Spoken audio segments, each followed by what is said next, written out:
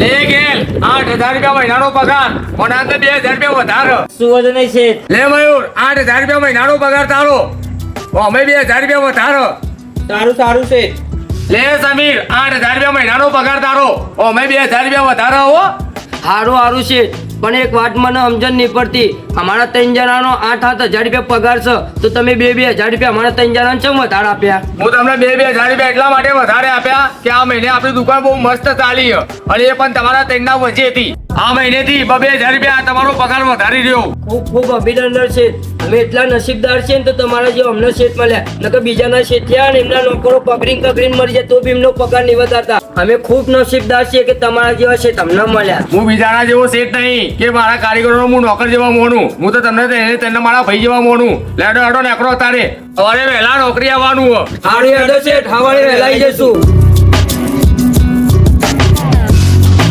મારું હારું મને તો કોઈ ખબર જ પડતી નહીં. છેલ્લા 3 મહિનાથી મારે તો નુકસાન પર નુકસાન જ આવી રહ્યું.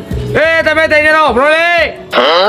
હું એ તમારા 3 જણનો 2,000 રૂપિયા પગાર વધાર્યો હતો ને, હું 2,000 રૂપિયા પગાર તમારો ઓછો કરું. આ મહિનેથી તમને 8,000 રૂપિયા પગાર આપીશ. ચમ શેઠ આવું ચમ કરી રહ્યા હો તમે? હું તમને 3 જણાનું કહું, મારી એવી મજબૂરી છે ને.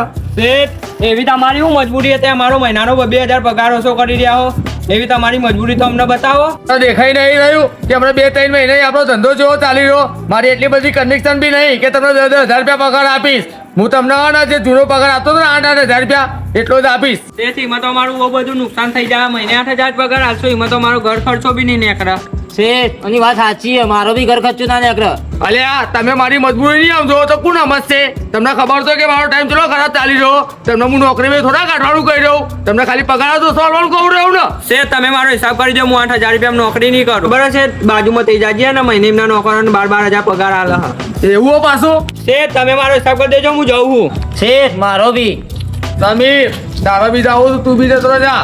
ના ના શેઠ હું તો તોય નહીં જવાનો. કોમ કરીશ તો મારી દુકાન પર જ કરીશ. ચાલ તું તમને નહીં થઈ રહ્યો, તારા નુકસાન નહીં થઈ રહ્યું. શેઠ નુકસાન તો મને બી થાય, પણ અત્યારે તમારો ખરાબ ટાઈમ ચાલે. ખરાબ ટાઈમમાં હું છોડી ના જઈ શકું. અરે વાહ સમીર યાર, પણ મને એક વાત નહીં સમજાતી. પેલા 2 જણા તો મને દગો આપીને જતા રહ્યા. કેમ કે એમને તો બીજી જગ્યાએ પગાર બહુ સારો મળી રહ્યો એટલે એ તો જતા રહ્યા. પણ મને એ ખબર નહીં પડતી કે તને આટલું બધું નુકસાન આવે તો તું મારા પર નોકરી કેમ કરી રહ્યો. જેટલું નુકસાન આવ્યું એટલું આવડે. મને ખબર કે તમારો સારો ટાઈમ ચાલતો રહ્યો ને અમને પૂછણ પાછા વગર અમારો પગાર વધારે નાખ્યો તો હું ભગવાન માતાજીને પ્રાર્થના કરું છું કે તમને જેવો ટાઈમ હતો એવો પાછો લાવી દે. અને મને ખબર હતી, મને વિશ્વાસ છે કે તમે અમારો ઓટોમેટિક પગાર વધારી જ નાખશો. ભાઈ યાર સમીર મને આજે ખબર પડી છે કે જે ખભેથી ખભો મિલાઈને ઉભો રહે ને એ જ આપણો પોતાનો થાય. ચાપ કે પેલા 2 જણા તો રહે ને એટલે મારો ખરાબ ટાઈમ આવ્યો ને એટલે મને છોડીને જતા રહ્યા. એટલે મને એ ખબર પડી કે પારકા તું મારો પોતાનો હો મારા ભાઈ.